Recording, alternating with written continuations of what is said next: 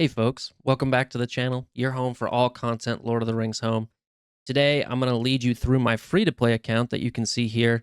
Everybody knows I spend money on my main account. Some people call me a whale. I don't think I'm a whale. I'm more like an orca or a killer whale. A little bit smaller than a whale, a little bit more deadly, I would say, and technically a dolphin, not even a whale. So there's that, but some people might disagree. But I wanted to show you that I started a free-to-play account probably about a month and a half ago. Basically hit 30 right as the last day of the Arwen event happened. And the main purpose for me starting this free to play account was actually so that I could eventually make a starter guide and feel like I could give some better tips to newer players, especially newer players who are more free to play focused.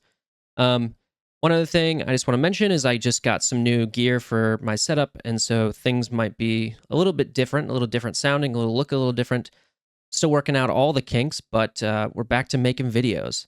So with that, let's take a look at my collection. You can see I'm level 51 there. Let's sort by power. I did a pretty standard thing. I went Isengard 3, I went Rohan 3. I got Strider to complement my light side team, and of course Ironhide to complement my shadow team. I only leveled up Frodo to level 4, which I'm actually very proud of. Basically, no Hobbit investment, which is something I was intentional about. And then to kind of round out my light side team, I decided to go Naramiri. And basically, I'm actually pretty happy with this investment.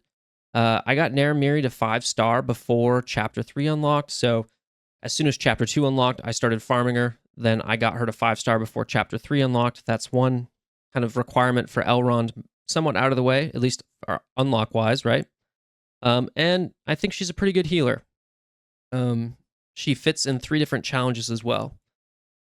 The big question I had going into this was, who am I going to use as a 5th for the shadow side? I mean, you can see the answer. It was Grimlers. This is probably something I regret and not something I'm probably not going to recommend to people. But my goal here was to sort of round out my challenges. I just wanted to make sure that I was secure in challenges because those are lots of resources that you essentially get for free without expending any energy every week. And I just wanted to make sure I was always getting max for those particular resources. But I made a little sheet here. Let's see. Let's switch over to that desktop. That kind of went through what you need for each of these. And so you can see I've included Naramiri, but I haven't included Grimlers. And so the puzzle I had was essentially, how can I get someone who's a 5th shadow that fits some of these, right? And so Grimlers works because he's a shadow, he's an orc, and he's an attacker. But he's just really not that good. He's pretty mid, I would say. Very squishy, but his damage output doesn't make up for it, in my opinion. Has little to no synergy with the Isengard squad. So I'm kind of convinced that was a mistake. And you may be wondering who to do instead. Well, because Halbarad is also going to not be as powerful after the star stat change, I'm thinking maybe doing somebody you're already going to farm anyway. So somebody like Elrahir is going to take up these 2. And then for a 5th, you could do somebody like Wubate. And we know Wubate has been data mined. The Harajim have been data mined, right, to be the unlock requirement for the Witch King. So that might just be something you get started on. So then you could have somebody rounding out these particular 2 challenges. I will say with Grimlers here, this does become a little bit harder. This Wondrous Abilities challenge, because you basically have no sustain, no healing. So somebody like Arwen or Pippin is better here. So just something to think about. I pretty much regret Grimlers. So if we go, let me go back to the game here. If we go to where he's at, oh, this just doesn't take you to around. But basically, he's pretty early on in the Hard Shadow campaign. Hard Shadow 2-1, I believe. And possibly another option outside of Elrahir and Wubate is just waiting and going for Morja, who is going to have much better synergy with the Isengard squad and still fills out like 3 of the challenges. that I needed filled out. So I've started actually farming Morza, and I've started farming Azak as well. The Isengard squad has really grown on me, both on my main account and my free-to-play account. I think they're just a fun, interesting squad to play with. Going to have a lot of utility, so I've started farming them. Outside of that, I'm basically just farming Isengard, farming Rohan. I have dumped quite a few resources into Halbarad, which I don't know how I feel about. I'm going to keep doing the challenge tokens and putting them into Halbarad because I think long term he's probably worth it. But I'm going to stop gearing him up as much because he's just not going to be able to keep up with the star stat changes, right? Hopefully he has some utility on the raids. Speaking of which, I'm trying to basically get 3 sort of raid teams going. So I have like my light and shadow squad, and then I'm thinking I want to build up a 3rd raid team. And I think what I might do is because of the marquees, I have is this sorted by power? I think it is, yeah. So I have like Elra here. And it's not sorted by power. And Arwen and Eladin, right? Just from the marquees, Arwen, Eladin. Elra here is somebody I've been farming up because of chapter 3. I think I have enough to take him maybe to definitely to 5 stars. Yeah, definitely to 80 plus 130, 210. Yeah, 5 stars and change. So I'll get him up. And does it reset? It resets every time. So dumb. Elra here, right? Somebody I could also use for Elrond, and then have Legolas and farm him up a little bit, right? And then I can use Legolas's leader ability and do that with an elf squad and maybe Naramiri, and then sub Halbarad into my light squad. That way I have 3 teams, and they kind of serve some pretty good utility. Arwen and Eladin, or characters I'm going to farm up when I can, just for the Elrond squad, right? I think Legolas is just a fun character. I do like the Fellowship, and he'll act as a temporary sort of lead for this elf squad. And he doesn't quite get straight subbed out when you have an Elrond squad. I think he's pretty good on an Elrond offense. So that's kind of what I'm thinking in terms of raids. But mostly right now, what I'm doing is just getting characters to G6 and G7. I'm not convinced that taking characters to G8 is worth it at the moment for free to play. I don't think the stat gains are worth sort of the amount of crystals and gold you put into it. But I have to do some, I think, deeper analysis there. And I want to talk about that a little bit more at the end of the video. Let's move right along to talking about farming for legendaries. So I haven't started farming Lomian. I'm kind of waiting to see where Arwen and Eladin end up, and then I'll work on that. The thing is, like, if I started farming Lomian now and Arwen and Eladin go to hard nodes, I still might not be able to get things to 5-star. So I will just wait so that I can do them all at the sort of same time. And if possible, I might not even farm Lomian, and I would instead just farm Legolas, Eladin, and Arwen, have Naramiri already at 5 stars, have Elra here already at 5 stars, and kind of work towards that. I'm also not farming Haradrim at the moment. 1, it's data mined, but 2, if it's, we still might need 2 marquee characters, and so there's just no way I'm going to be able to get that first pass on a free-to-play account.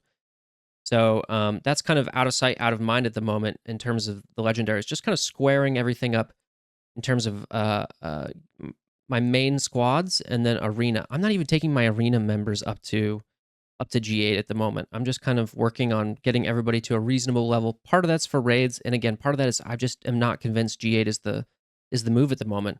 Why not save that gold for doing promotions after the star stat changes come through, right?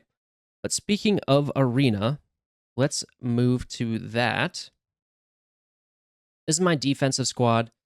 I have Halbarad on here just because he can be annoying, but for offense, I actually sub him out for Strider. And it's been working pretty well. I usually sit at top of Gold 1, and I can push into Mithril, and this is all as a free-to-play, right? So I can take down baby Elrond teams with this team, this offensive squad. So again, subbing out Halbarad for Strider, I have no tank. And I mean, Ugluk is kind of like an off tank with his basic, right? But I just have pure offense, and so I can play arena matches well enough that I know who to target at this point. Because the meta is pretty static at this point. Yeah, I've figured out all the teams that you could possibly play against, and so it's pretty easy to take people down on offense and climb. I don't hold as often, but that's okay. Um, I don't mind the climb, and I think I'm doing pretty well for free to play. I was not first in this shard, right? There was quite a few people. I don't even know what shard I'm in. I'm either in 8 or 9. I'm sure somebody can tell me. I recognize these names. And Savage. I'm sure they can tell me, actually. Oh, it just changed. Just jumped up. He must have just won a battle. I think I'm in either shard 8 or 9. And it was already pretty full by the time I joined. So I actually feel like I'm doing pretty well in terms of the arena. And I do want to still focus on it a decent amount, and the reason for that is, right, 124 gems, 186 gems. That extra gem income is good enough for me as a free to play compared to not doing arena matches and getting like 12 to 50 gems. That's just an extra 100 gems that I can use typically for gold or for guild refreshes, which is what I'm doing mostly now. I try and do one guild refresh a day and then some normal energy. And I'm actually doing something which is I am going back to chapter 1. I know everybody's talked about this relentlessly. And I am farming up Ironhide to 6 stars. And when I'm done with that, I will farm up Ugluk to 6 stars. And I can feel like I can do that right now because I haven't unlocked Guild Chapter 5. That's at level 53. So I got, a level and a half to go, and a level and a half in the 50s. So it's going to take a little while. And, I might even work on getting Elrahir up to 6 stars just before Chapter 5 comes out. And then I'll see what I do from there. Whether I want to do Ironhide and Ugluk to 7 stars and Elrahir to 7 stars, I think for me that's really going to depend on the raid rewards and where this free-to-play account can kind of do all. How many rewards am I getting? If I can get a good amount of gold or even ability materials from the raids, then I might just stick with farming Guild 1 and Guild 3 for a little while until I've got enough shards, and then I will go to farming Guild 5. But that's kind of where I'm at in my free-to-play account. I feel like I'm doing all right. Let's see. How much collection power do I have? Does it tell me? Okay. Yeah, I'm all right. I'm doing 32K for free-to-play. I think that's not bad. But obviously let me know down below if you think it is bad or not. One last thing I want to talk about before ending the video here. Let's switch back. Okay, yeah, I know. It's more stats, more math. But I made a mistake in a previous video talking about the star stat changes, so I wanted to kind of correct the record on that. Actually, this does show it. Basically, I was under the impression that you only get stats from the gear. That's not true. You get stats from the gear, and then when you complete the gear tier, you get more stats. And that's kind of emphasized with this sort of plot I have here. I have health for Elrond plotted, and essentially, it depends on the stat itself, but you get about 50% of your stats from equipping the gear, and then you get about 50% of your stats from finishing the gear tier. So that's what this shows here, percent of stats from finishing the gear tier. So how much you get just from finishing as opposed to just putting pieces on. This is just for Elrond. So what that means was something I said previously in a video. I said, oh, well, do you think G9 is going to fix this problem of the multipliers at 7 stars, level 60? About 62% of the stats come from stars at level 60 and 7 stars. And G9, which I had only calculated how much gear you get from stats, I was like, it's not going to help. And it turns out it still doesn't help. You go down to about 58, 59% coming from from stars as opposed to other sources. Um, so it's a correction in the sense that I miscalculated a little bit and I missaid something, but basically the overall effect is essentially the same. In that Gear 9 is not going to save your characters from the massive multipliers they're going to get from stars. Let me know down in the comments below whether people are interested in me making a more in-depth video specifically about gear levels and stars. One thing I'm personally interested in is, again, whether it's worth it to bring up characters to G7 or G8. Basically, the amount of stats you get for each of these gear tiers drops off and the costs go up.